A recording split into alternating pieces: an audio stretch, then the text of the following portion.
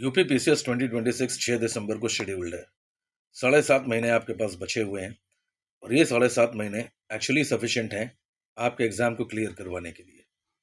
UP PCS में हर साल 5 से 6 लाख एस्पिरेंट्स अपीयर करते हैं, पर सिलेक्शन केवल 500 से 700 स्टूडेंट्स का ही होता है। इसका मतलब ये हुआ कि हर 50 एस्पिरेंट पे केवल एक एस्पिरेंट ही फाइनली सिलेक्शन ले पाता है। रीज़न क्या है? रीज़न ये नहीं कि लोगों ने हार्ड वर्क नहीं किया, रीज़न ये है they were lacking in a proper strategy. Proper strategy के बिना यूपी पीसीएस का एग्जाम क्लियर कर पाना अब बहुत ही मुश्किल काम है। इस वीडियो में मैं आपको देने वाला हूं 7.5 महीने का complete road map, day wise strategy, NCERT और स्टैंडर्ड बुक्स कैसे पढ़ना है उसका प्लान, हाउ टू कवर घटना चक्र, करंट अफेयर्स का प्लान, सीसैट स्ट्रैटेजी और वर्किंग प्रोफेशनल्स के लिए प्लान। तो मेरे साथ इस वीडियो में एंड तक बने रहिएगा। अगर आप मेरे साथ लास्ट तक इस वीडियो में बने रहते हैं और मेरी बताई हुई इस स्ट्रैटेजी को फॉलो करते हैं तो यूपी पीसीएस को क्लियर करना एक रियलिस्टिक अप्रोच हो जाएगा, एक रियलिटी बन जाएगा, आराम से क्लियर किया जा सकता है। आगे बढ़ने से पहले एक रियलिटी चेक करते हैं। वो ये है कि why UP PCS is not easy. लोगों को लगता है, बहुत सारे लोग हैं जिन्हें ये लगता है कि UP PCS is very easy, but actually it is not easy. क्यों? क्योंकि लैक ऑफ एस्पिरेंट्स बैठते हैं। मैंने आपको बताया 5 से 6 लाख, लिमिटेड सीट्स होती हैं। हर साल के साथ पेपर का डिफ़िकल्टी लेवल इंक्रीज़ कर रहा है और पेपर बहुत ही ज़्यादा अनप्रेडिक्टेबल होता है। यहाँ पे हम पहले से कुछ भी गेस नहीं कर सकते कि पेपर में क्या आएगा क्या नहीं आएगा। ये अलग बात है कि there are some definite patterns जिसे यूपी पीसीएस एग्ज़ाम भी फॉलो करता है यूपीएससी की तरह। अब ईजी नहीं है तो फिर फेलियर क्यों होता है? What are the reasons for failure? Static portion लोग कवर नहीं कर पाते हैं, अनकवर्ड स्टैटिक पोर्शन। एक्चुअली होता क्या है कि जब स्टडी आपकी टारगेटेड नहीं होती है, आपको ये पता नहीं होता है, आप सिलेबस को नहीं देखते हैं, तो आप रैंडमली पढ़ाई करते हैं और उसमें क्या होता है, बहुत सारा स्टैटिक पोर्शन आपका छूट जाता है। इग्नोरिंग करंट अफेयर्स, यहाँ पे स्टूडेंट्स के साथ एक बहुत कॉमन प्रॉब्लम ये है, उन्हें लगता है कि करंट अफेयर्स लास्ट में एग्जाम से 1.5-2 महीने पहले हम एक ईयरली वाली मैगजीन खरीदेंगे और उस ईयरली मैगजीन को याद कर लेंगे, हमारा काम हो जाएगा। But this is the biggest myth. Current affairs last 2 महीने में कभी भी नहीं हो पाएगा। थ्रू आउट योर प्रिपरेशन आपको इसे करना होगा। अगली चीज़ है लैक ऑफ रिवीजन। स्टूडेंट्स अपने पोर्शंस तो कवर करते जाते हैं, बट रिवीजन्स उतना ज़्यादा नहीं होता है। क्यों नहीं हो पाता है? क्योंकि मल्टीपल सोर्सेज ले लेते हैं, कंटेंट बहुत ज़्यादा होता है, तो उसे कवर करने में ही समय निकल जाता है। पीवाईक्यूज को सॉल्व करने का अप्रोच। पहली चीज़ तो लोग पीवाईक्यूज देखते ही नहीं है, और जब देखते भी हैं तो उन्हें सॉल्व करने का जो अप्रोच है वो सही नहीं रहता है। And late starting of mock test, last but not the least. बहुत सारे लोग ऐसे होते हैं जो शुरुआत से मॉक टेस्ट में जाते ही नहीं हैं। लास्ट का एग्जाम का जब 1 महीना 1.5 महीना बचा होता है तब मॉक टेस्ट में जाते हैं। उसमें भी अगर किसी गलत कोचिंग के नोट्स उठा लिए, मॉक टेस्ट उठा लिया, तो क्वेश्चन उस स्टैंडर्ड का होता ही नहीं है जैसा यूपी पीसीएस पूछता है।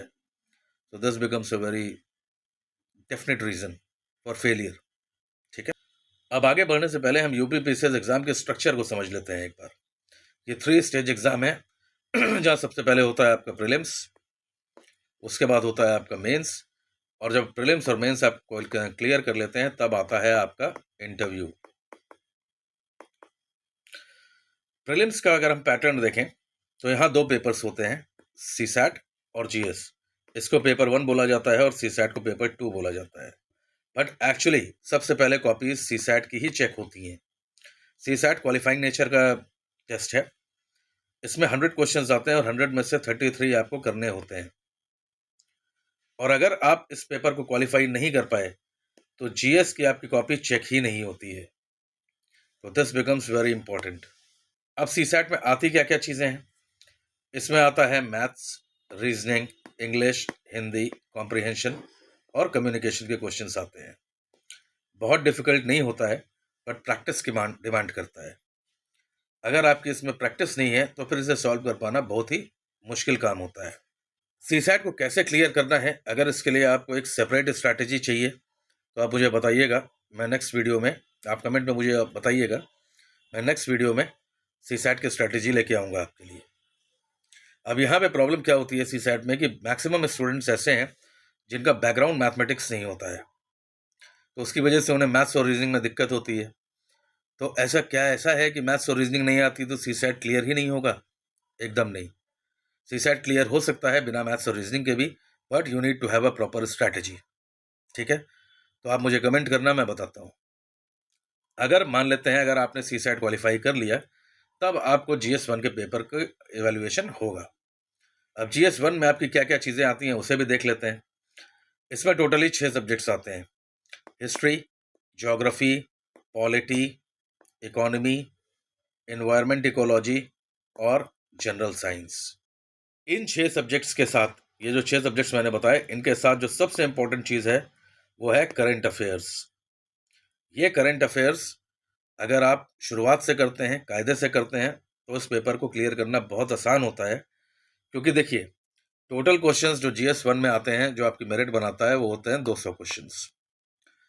200 क्वेश्चंस में से अराउंड 35 से 40 क्वेश्चंस आपको केवल करंट अफेयर्स से ही मिल जाते हैं।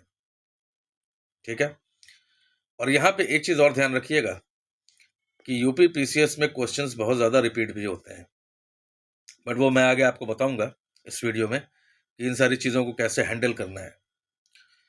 तो चलिए इस वीडियो में आगे चलते हैं। यहाँ तक तो आपको चीज़ें क्लियर हो गई कि सब्जेक्ट्स कौन कौन से हैं और को सी सेट में क्या आता है, कैसे आता है। ठीक है, अब आज से अगर मैं देखूं तो टोटल आपके पास 235 डेज बचे हुए हैं, क्योंकि 6 दिसंबर को आपका पेपर है। ठीक है, तो इन 235 डेज को मैं 3 फेजेस में डिवाइड कर रहा हूँ। फेज 1 20 डेज का, इसमें एक्सटेंसिव कवरेज देनी है कंटेंट को और साथ में प्रैक्टिस भी करनी है। फेज 2 56 डेज का रहेगा, इसमें प्रैक्टिस प्लस रिवीजन आपको करना है। और फेज 3 फाइनली 60 डेज, ये फाइनल रिवीजन का फेज है। ये केवल प्री ओरिएंटेड रहेगा, इस फेज में ओनली प्री। यहाँ पे आपको मेंस की कुछ भी तैयारी नहीं देखनी है। ठीक है, ऐसा मैं क्यों बोल रहा हूँ? क्योंकि यूपी PCS का जो टफेस्ट पार्ट है वो प्रीलिम्स ही है। मेंस अगर आपकी ठीक ठाक तैयारी है, आपके पास कंसेप्ट है और अगर आप स्मार्ट वर्क करते हैं, तो मेंस निकालना कोई बड़ी बात नहीं है। अब फेज 1 में सबसे पहले हम देख लेते हैं कि सब्जेक्ट डिस्ट्रीब्यूशन कैसा रहेगा, किस सब्जेक्ट को हमें कितना समय देना है। हिस्ट्री, इसे हम देंगे 15 दिन, ज्योग्राफी को 20 दिन, पॉलिटी को 15 दिन, इकोनॉमी को भी 15 दिन, एनवायरनमेंट को 10 दिन, जनरल साइंस को 8 डेज। ये जितने भी आपके सब्जेक्ट्स मैंने बताए, ये आपके प्री वाले सब्जेक्ट्स हैं। मेंस के कुछ और सब्जेक्ट्स हैं, जैसे गवर्नेंस हो गया, गवर्नेंस हो गया, IR हो गया, उसके बाद आपका सोसाइटी हो गया। ये अलग अलग सब्जेक्ट्स हैं, बट फेज 1 में हम केवल इसमें से 2 सब्जेक्ट्स को कवर करेंगे, पेपर 5 और पेपर 6। ये मैं इसलिए कवर करवा रहा हूँ क्योंकि प्रीलिम्स में बहुत ज़्यादा क्वेश्चंस तो बेसिकली नहीं आते हैं यूपी स्पेशल से। बट मैंने आपको बताया यूपी PCS का पेपर अनप्रिडिक्टेबल है, कभी कभी वो उल्टे सीधे क्वेश्चंस भी रखते हैं इधर उधर से। तो इसलिए आपके लिए ज़रूरी हो जाता है कि पेपर 5 और पेपर 6 आप यहीं पे कवर कर लें। अगर आप पेपर 5 और 6 यहाँ कवर कर लेते हैं, तो आगे का जो आपका शेड्यूल है उसमें आप बाकी के जो बचे हुए 4-5 पेपर्स हैं उनको आप बहुत आराम से कवर कर सकते हैं। ठीक है, इन सब्जेक्ट्स में क्या क्या पढ़ना है वो मैं वीडियो में भी आपको आगे बताऊंगा, बट उससे पहले हम अपना डेली प्लान देख लेते हैं। कोई भी सब्जेक्ट अगर आप उठाएंगे इनमें से, तो उन सब्जेक्ट पे आपको देना है कम से कम 4 घंटा, जिसमें आपको कंसेप्ट्स बनाने हैं, चीज़ों को दिमाग में बैठाना है। 1 घंटा पर डे आपको अभी से करंट अफेयर्स पे देना है। जब बात करंट अफेयर्स की हो रही है, तो मैं आपको बता दूं कि इस बार यूपी PCS एग्जाम के लिए आपको करंट अफेयर्स जनवरी 2026 से लेके नवंबर 2026 तक आपको कवर करना है। क्यों? वैसे तो एक्चुअली पिछले प्री से इस प्री तक कवर करना चाहिए, पर जो मेजॉरिटी ऑफ क्वेश्चंस आएंगे वो जनवरी से नवंबर के बीच में आ जाएंगे। जिन लोगों ने पहले से करंट कवर कर रखा है या उनके पास एक्स्ट्रा टाइम है, वो लास्ट ईयर के भी कुछ करंट अफेयर्स देख सकते हैं, क्योंकि लास्ट जो प्रीलिम्स हुआ था वो अक्टूबर में हुआ था, तो नवंबर दिसंबर 2 महीने का और देखा जा सकता है। तो 1 घंटा आपको देना है CSAT पे। इसके साथ साथ 1 घंटा आपको हर दिन देना है MCQs पे, मतलब PYQs पे। जो भी टॉपिक आप पढ़ रहे हैं उन टॉपिक से रिलेटेड जो PYQs आए हुए हैं, MCQs, उन्हें आपको सॉल्व करना है।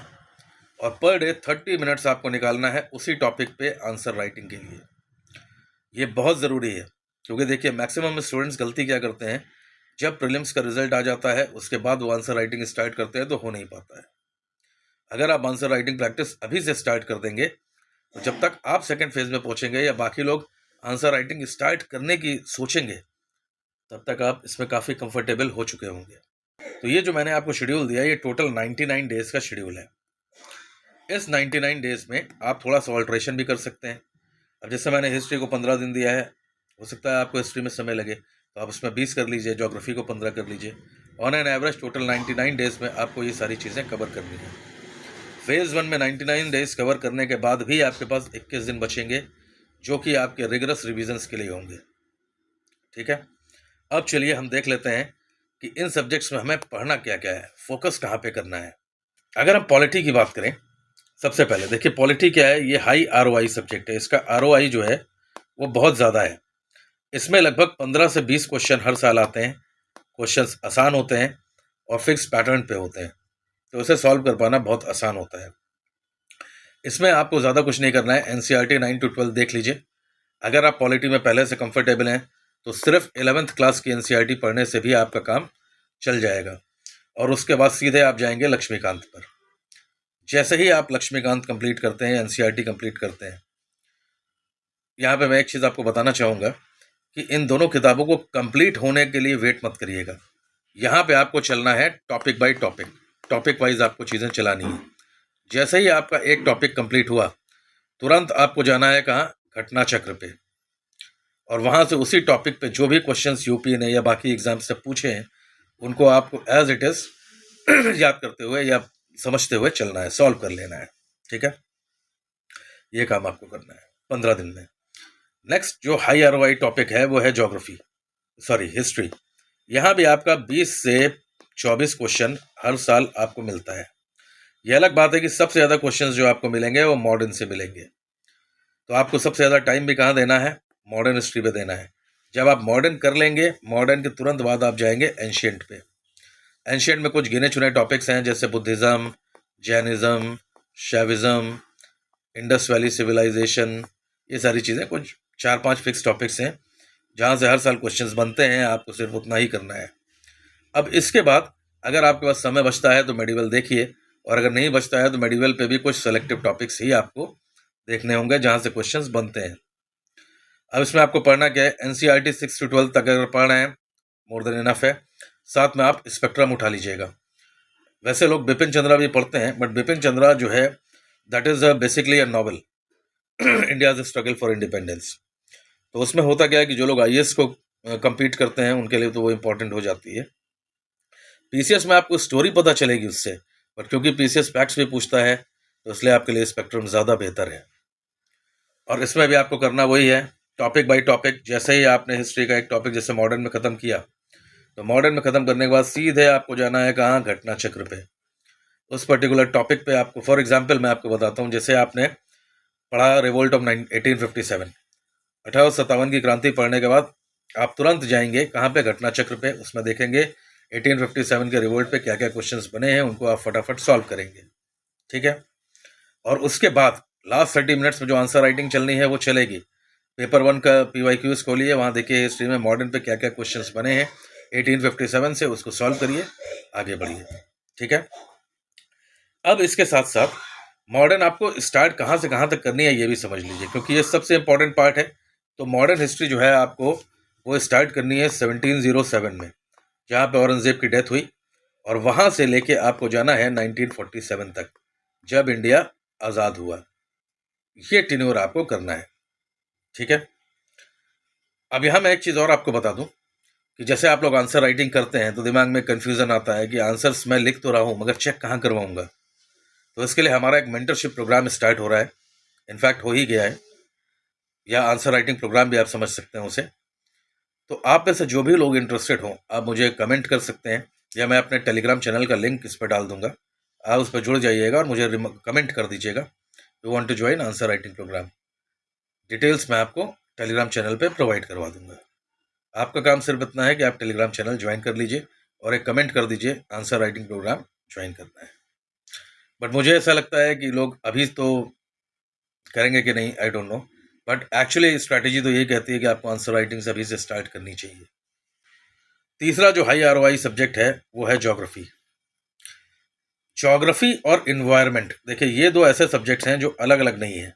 इन्वायरमेंट और इकोलॉजी ज्योग्राफी का ही सब ब्रांच है। तो अगर आपने ज्योग्राफी कायदे से पढ़ रखी है तो एनवायरमेंट इकोलॉजी के मैक्सिमम चीज़ें आपके ऑटोमेटिकली कवर हो जाएंगे।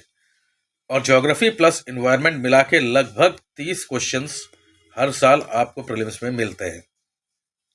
तो ये ऐसे टॉपिक्स हैं जिन्हें आपको बहुत अच्छी तरह से करना है। अब अगर हम बात करें ज्योग्राफी की, तो ज्योग्राफी में कोई भी दूसरी किताब नहीं पढ़नी है एक्सेप्ट एनसीईआरटी। अगर आपने 9th क्लास से लेकर 11th क्लास तक की एनसीईआरटी कवर कर रखी है तो आपको बाकी कुछ भी पढ़ने की ज़रूरत नहीं है। बट इसके साथ साथ आपको मैपिंग वाला सेक्शन करना होगा।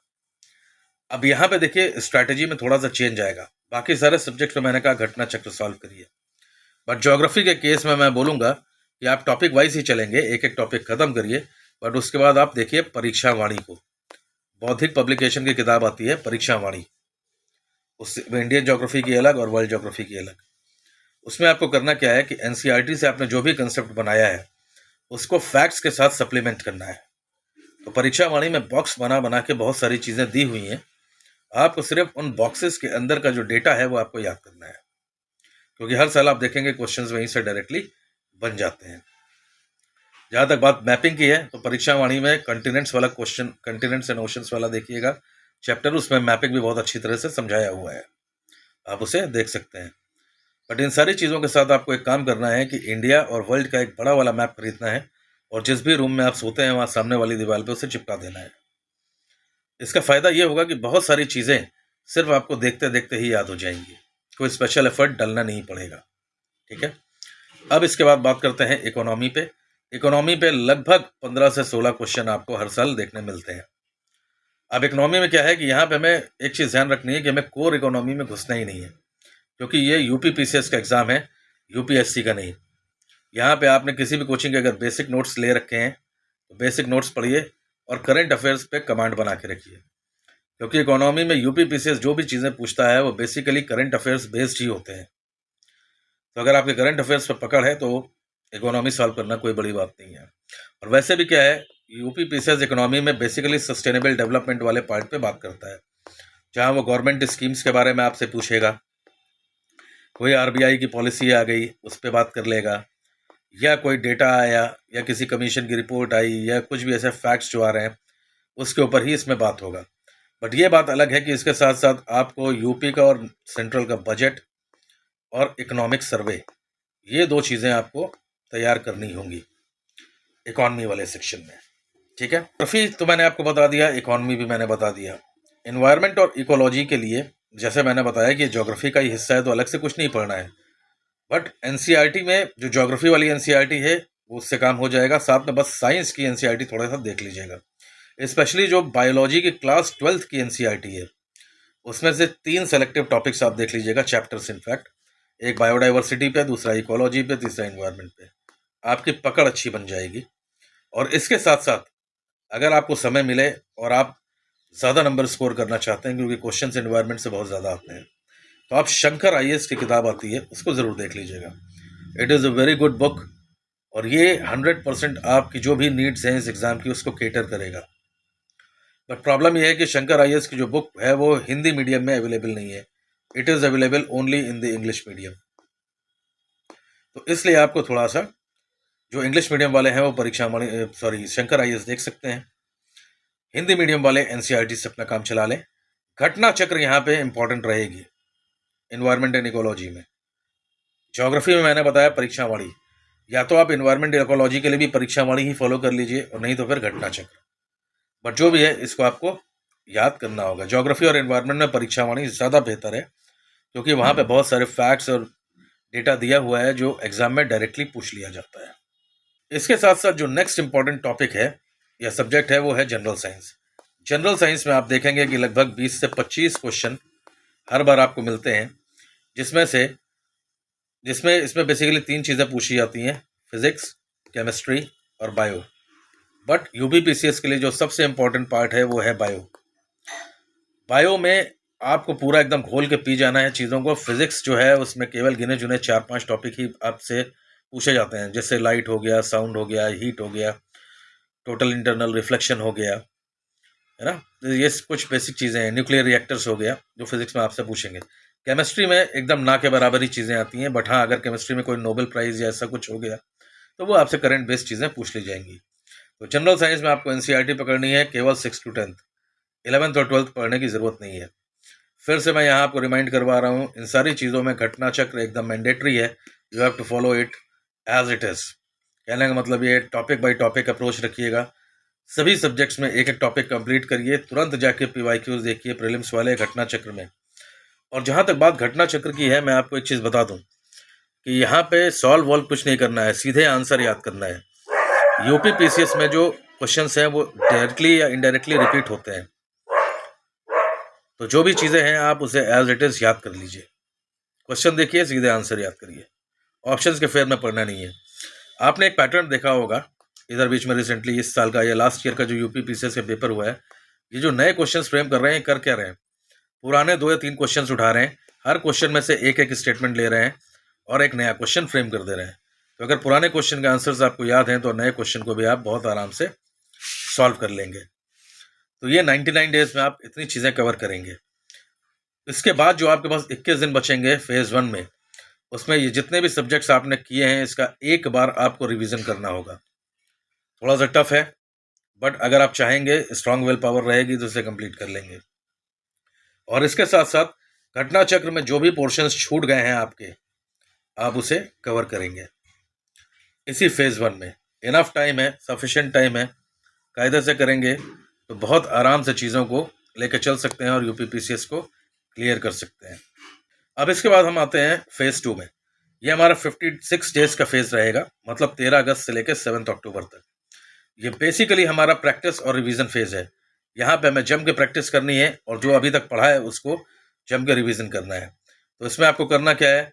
Revise the entire current affairs twice, मतलब 120 दिन में आप जो है करंट अफेयर्स को अच्छे खासे अमाउंट में, मतलब देखिए सेकंड फेज में घुसने से पहले करंट अफेयर्स आपने कम से कम जो है अगस्त तक का, तो अगस्त क्या बेसिकली जुलाई तक का कवर कर लिया होगा।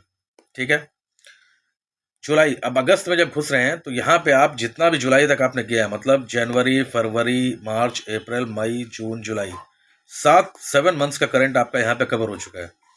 इस 7 महीने का जो करंट है इसको आपको 2 से 3 बार पूरा रिवाइज कर डालना है। जो भी घटना चक्र पढ़ा है या सब्जेक्ट्स पढ़ा है उसका रिगरस रिवीजन करना है। रिगरस रिवीजन से मेरा मतलब है एक साइकिल बना लीजिए, हिस्ट्री खत्म करिए, पॉलिटी रिवाइज करिए, पॉलिटी खत्म करिए, ज्योग्राफी रिवाइज करिए। ये साइकिल तब तक चलती रहेगी जब तक कि आप फाइनली सेलेक्ट नहीं हो जाते। ठीक है, और इसी फेज में आपको कुछ मिसलेनियस चीज़ें भी करनी होंगी, जैसे मैंने बताया ऊपर कि इकोनॉमी में बजट है, इकोनॉमिक सर्वे है, वो अगर वहाँ कर लेते हैं तो ठीक है, नहीं तो यहाँ पे करना होगा फेज़ 2 में। बजट, इकोनॉमिक सर्वे, अब जैसे स्टेट ऑफ फॉरेस्ट रिपोर्ट है, सेंसस का डेटा है। अब सेंसस में देखिए क्वेश्चंस बनते हैं, और सेंसस में अच्छी बात क्या है कि हर 10 साल पे सेंसस आता है, बट अभी 10 साल पे सेंसस आया नहीं है, तो 2011 वाला जो डेटा है वही आपका अभी तक चल रहा है। अगर आपने पहले से याद कर रखा है एग्जाम्स के लिए, वेल एंड गुड। नहीं याद किया है तो पीवाईक्यू ज़रूर देख लें, उसके थ्रू भी आप इस डेटा को याद कर सकते हैं। ठीक है, अब इसके साथ साथ ये वो फेज़ है जहाँ पे आप शॉर्ट नोट्स पे काम कर सकते हैं। फेज़ 1 में तो शॉर्ट नोट्स का कोई मतलब नहीं था, वहाँ आप सब्जेक्ट पे पकड़ बना रहे थे। यहाँ पे आप शॉर्ट नोट्स पे काम कर सकते हैं, बट शॉर्ट नोट्स भी देखिए कुछ लोग बनाते हैं, कुछ नहीं बनाते हैं। तो अगर आप शॉर्ट नोट्स आपको चाहिए क्विक रिवीजन के लिए, तो आप अपने ही जो कंटेंट आपने पढ़ा है उसमें से बहुत very short and crisp notes तैयार कर लीजिए। बट इसके साथ साथ यहाँ पे आप एक खास चीज़ करेंगे, एक डायरी मेंटेन करेंगे जिसे बोलते हैं डायरी ऑफ एरर्स। क्योंकि घटना चक्र वाली किताबें बहुत वाइड हैं, सिलेबस बहुत वाइड है, सब्जेक्ट्स भी हैं। इन सभी सब्जेक्ट्स में, घटना चक्र में, करंट अफेयर्स में बहुत सारी ऐसी चीज़ें होंगी जो आप बार बार भूल रहे होंगे। कितनी बार भी आप रिवाइज करें आप भूल जाते हैं। ऐसी चीज़ों को इन डायरी ऑफ एरर्स में लिखिए। और ये जो डायरी ऑफ एरर्स है इसका एग्ज़ाम से 3-4 दिन पहले पूरा हम इस पर रिवाइज करेंगे, जो चीज़ें हम बार बार भूल जा रहे हैं। ठीक है, और इसी फेज़ में हमें अब सीसैट का भी रिवीजन स्टार्ट करना है, क्योंकि अभी तक ऊपर 120 डेज में हर दिन हम 1 घंटा सीसैट पे दे रहे थे, तो 120 दिन में बहुत सारी चीज़ें कवर हो गई होंगी। मैं अगर बोलूँ मैक्सिमम टॉपिक्स कवर हो गए होंगे, तो उन मैक्सिमम टॉपिक्स के सीसैट का रिवीजन स्टार्ट करिए, और सीसैट में अगर कुछ बचा रह गया है तो उन टॉपिक्स को कवर करिए, अनफिनिश्ड टॉपिक्स को। अब इसके बाद फाइनल फेज जो हमारा है, ये लास्ट 60 डेज है। This becomes very very important. ये तीनों फेज ही, ये फेज स्पेशली डिसाइड करेगा कि अब आपका परफॉर्मेंस कैसा रहेगा। ये phase basically confidence building phase है। देखिए, मैं एक चीज़ आपको बताऊं कि जब आपका कॉन्फिडेंस जब हाई रहता है, तो जो प्रॉब्लम्स आपको नहीं आते हैं, जो सोल्यूशंस आपके पास नहीं है, फिर भी आप दिमाग लगा के सॉल्व कर लेते हैं। बट अगर आपका कॉन्फिडेंस लो होता है ना, तो आती जाती चीज़ें भी हाथ से निकल जाती है। इसके लिए मैं आपको एक एग्जाम्पल बताऊं। आपने जंगल में बहुत सारे जानवर देखे हैं, शेर भी देखा है। शेर ना तो सबसे ऊंचा जानवर है, ना तो सबसे ज़्यादा पावरफुल जानवर है, ना सबसे भारी है, ना सबसे तेज दौड़ सकता है जैसे चीता वगैरह है, बहुत तेज दौड़ते हैं। बट फिर भी शेर क्या है, अपने आप को राजा समझता है। ये उसका कॉन्फिडेंस लेवल है, और उस कॉन्फिडेंस की वजह से वो राजा की तरह बिहेव कर पाता है। उसे जंगल का राजा बोला जाता है। तो इसलिए इस पूरी प्रिपरेशन में आपके कॉन्फिडेंस लेवल का बना होना बहुत ज़रूरी है। इस फेज़ में, मतलब इस फाइनल 60 डेज के फेज़ में, आपको रेगुलसली मॉक टेस्ट बहुत ज़्यादा सॉल्व करने हैं। मॉक टेस्ट में क्या करना है, किसी भी अच्छी कोचिंग का मॉक टेस्ट या सीरीज़ ज्वाइन करिए, टेस्ट सीरीज़, और उसमें वीकली या हर तीसरे दिन, चौथे दिन, जनरली कोचिंग वाले हफ्ते में एक दिन टेस्ट करवाते हैं, वो टेस्ट आप सॉल्व करिए। कोचिंग में जाके बैठिए, उसी माहौल में चीज़ों को सॉल्व करिए। या अगर आप किसी ऐसे एरिया में हैं जहाँ कोचिंग्स नहीं है, या आप कोचिंग्स अफोर्ड नहीं कर पा रहे हैं मॉक टेस्ट के लिए, टेस्ट सीरीज़ के लिए, तो मार्केट में पेपर्स बिकते हैं, उनको खरीद लीजिए। टाइमर सेट करिए 2 घंटे का, और टाइमर के हिसाब से अपनी चीज़ों को सॉल्व करिए। बट मॉक टेस्ट सॉल्व करना बहुत ज़रूरी है। जितनी भी चीज़ें फेज़ 2 में रिवाइज़ करी हैं, ये वाले फेज़ में उससे हम फिर से रिवीजन करेंगे, मार्क करेंगे कि हमारा वीक एरिया कौन सा रह गया है और स्ट्रॉन्ग एरिया कौन सा है। So try to revise as many times as possible. और अगर आप इतना कर लेते हैं तो यूपी पीसीएस निकालना एक रियलिटी बन जाएगा आपके लिए। एस्पिरेंट्स लेट स्टार्ट करते हैं, लेकिन सही स्ट्रैटेजी के साथ वही एस्पिरेंट सिलेक्शन भी लेते हैं। अगर आप चाहते हैं कि मैं आपके लिए सब्जेक्ट वाइज स्ट्रैटेजी लेके आऊँ, तो कमेंट करिएगा यूपी पीसीएस 2026। और अगर आपको ये वीडियो किसी भी तरह से हेल्पफुल लगा हो, तो लाइक, शेयर और सब्सक्राइब कर दीजिएगा। Thank you.